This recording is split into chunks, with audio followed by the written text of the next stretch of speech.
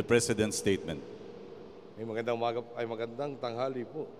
Speaker Sonny Belmonte, His Excellency Johannes Crisciarto Soerio Legowo, Ambassador of Indonesia, Cabinet members led by Executive Secretary Paquito Ochoa, Secretary Ping De Jesus, Secretary Cesar Purisima, Voltaire Gasmin, Greg Domingo, Ed de Mesa, Rene Almendras, MMDA Chair Francis Tolentino, Secretary Carandang, Secretary Walhati Antonino, Secretary Sonny Coloma, Mario Monteo, Laila de Lima, Bochabad, Babe Singson, Edwin Lacerda, General Manager Angel Honrado, Chief of Staff Eduardo Oban and Major Service Commanders, Police Director General Raul Bacalso, Vice Admiral Ramon Liwag, Philippine Coast Guard, fellow workers in government, honored guests, mga minamahal ko pong kababayan, magandang tanghali po.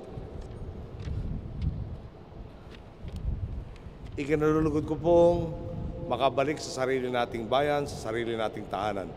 Lalo na ngayong uuwi ako sa bansang nagtamo na naman ng karangalan dahil sa panalo ng ating pambansang kamaong si Manny Pacquiao at mas lalo pa dahil sa isa na namang karangalan dahil ngayon po malinaw ang pagkilala sa ating ng ASEAN bilang isang masigla, masigasig at matulunging kapitbahay. Mahalaga po ang mga isyong inihain sa mga session sa 18th ASEAN Summit. Nagtipo ng mga pinuno ng iba't ibang bansa upang kilalanin ang katotohanan ang problema ng isa ay problema ng lahat at mararating lamang ang solusyon kung magtutulungan po tayong lahat. Inihain natin ang ating mga pananaw at pangangailangan ukol sa mga hadang sa pansarili nating pagunlad. Nariyan ang usapin ukol sa kolektibo nating pagtugon sa kalamidad at sakuna. Nariyan ang problema sa droga at ang sa trafficking in persons. Nariyan ang salot ng pamimirata sa karagatan na talagang isinulong natin dahil sa mga Pilipinong seaman na buwabaybay sa buong mundo. Alam po nyo, 25% po ng mga seafarer ng buong mundo ay Pilipino. Mahalaga rin siyempre ang mga saloobin natin ukol sa seguridad ng mga teritoryo. Sinabi po natin sa kanila na ang unang hakbang ay linawin sa lahat na may teritoryong atin at atin lamang. Ngunit bukas tayong pag-usapan kung paanong pakikinabangan ang mga teritoryong sa ngayon ay pinagtatalunan pa. Hindi rin naman nawala ang lagi nating paglingap sa ating mga OFW na idulunog natin sa harap ng ASEAN. Nagpahiwatig po sila ng pakikisa sa atin sa mga isyong ito. Natuwa naman po tayo nang malaman natin buo ang suporta ng ating mga karatig bansa sa mga adhikain natin.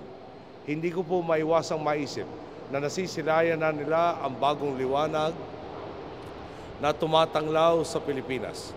Sukli na nga po siguro ng ating pagsusumikap ang tiwalang ipinagkaloob nila sa atin. Dagdag pa po, sa mga isyong malapit sa puso natin bilang individual na membro ng ASEAN, napag-usapan din ng masinsinan ang mga isyong humuhubog sa atin bilang isang komunidad. Nakipagkapit-bisig po tayo sa ating mga kapitbahay at marangal ko pong ibinabalita sa inyo ngayon na mahalaga ang naging papel natin sa summit na ito. Kung dati isa tayo sa mga bansang nakikinabang sa tulong ng ating mga karatig bansa, ngayon naman po kinikilala na tayo bilang isa sa mga nakakabigay ng tulong. Pinag-usapan po ang isyu ng enerhiya na talaga namang nakakaapekto hindi lamang sa atin o sa ating rehiyon, kung hindi sa buong mundo. Nariyan nga po ang Indonesia na nakikita ng hindi gagana ang malawakang subsidy sa langis na nagpapatagas sa kanilang kaban ng bayan at sa duloy maaari rin pagmulan ng kahirapan. Ngayon pa lamang po ay nagsisimula na itong maging sakit ng ulo para sa kanila.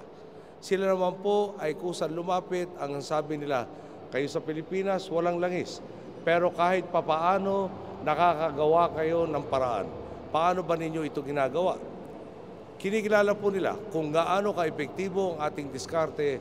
Sabi natin, meron kaming programa, ang tawag Pantawid Pasada. Ngayon po, inaaral na nila ang ginagawa nating targeted subsidy na nagtutuon ng tulong kung saan pinakamalaki ang impact nito.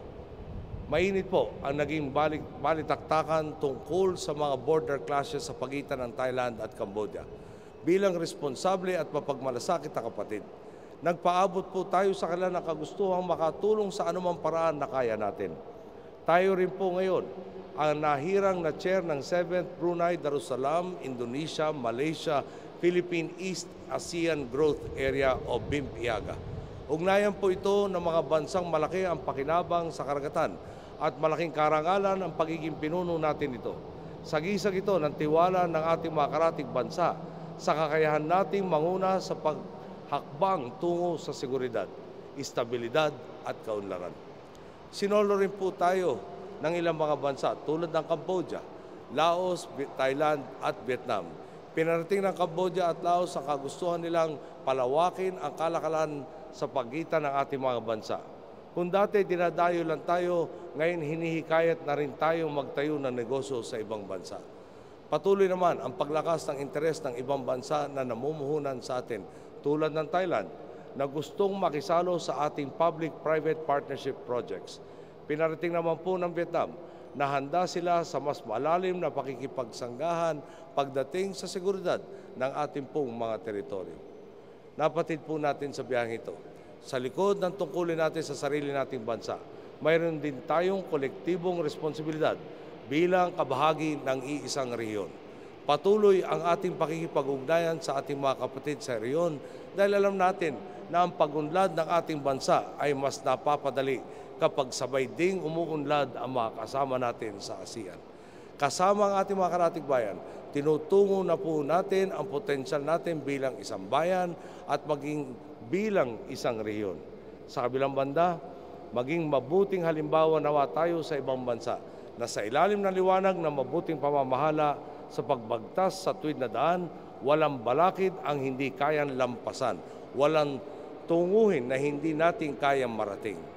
Maraming salamat po. Mabuhay po kayo lahat. Magandang tanghali po. Thank you, Mr. President.